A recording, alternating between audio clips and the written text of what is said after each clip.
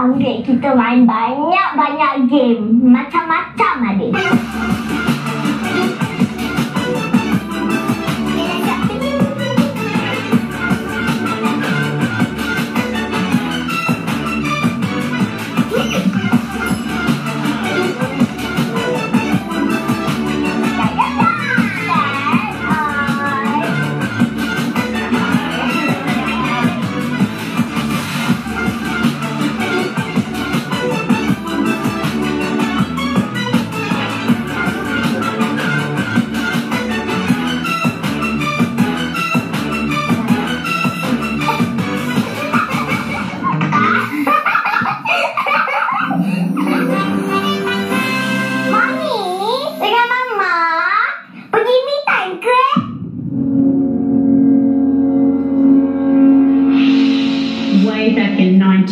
So suicide is a big problem in prisons and still is to this day.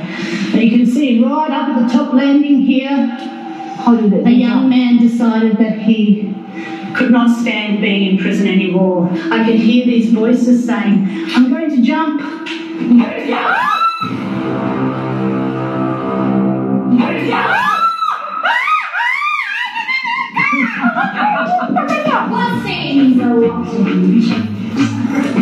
Hello.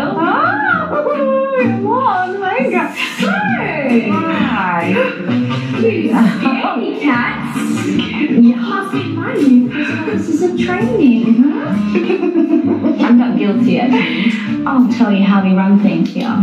Okay. Prison style. Now, these lovely halls you walk, we have some rules that you all must follow. And the most important rule, of course, is rule number 1, which is what happens in prison.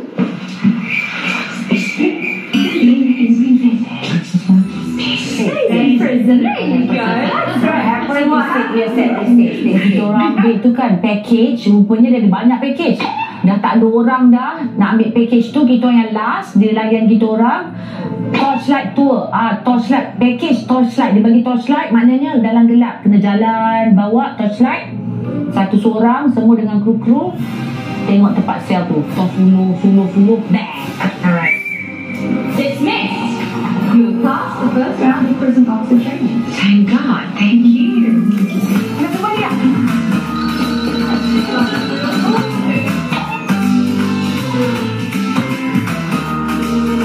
Would you like to go around and have a look inside? Yeah, let's go. Come on. Yeah, it's fun, Mommy. Can't wait to see more.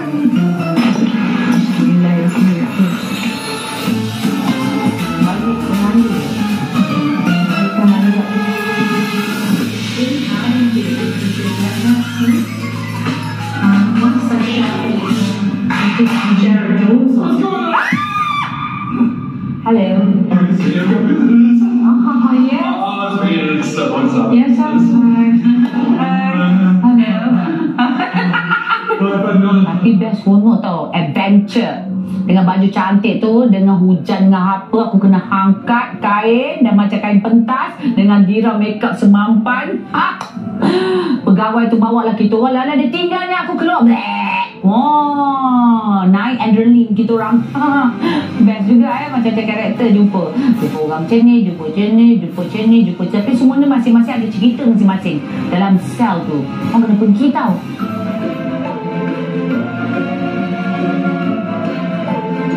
Pengalaman pergi prison sebenarnya mungkin orang sebut prison buat apa pun nak pergi buang-buang duit je, tak. Sebenarnya memang best. Masa bila lagi kita nak tengok tempat-tempat orang tidur, tapi sangat bersih tau. Bersih dan memang kita ada nak kena tahu perasaan tu juga. Takut nak buat jahat, takut macam mana perasaan bandu ada duduk dalam tu. Jadi kalau nak rasa, kau kena pergi Perth, Australia, rasa pengalaman tu. Dengar kata boleh tidur sana. But you, lovely ladies, have made it to the end of your torchlight tour. We've come out at the complete other end. We have walked.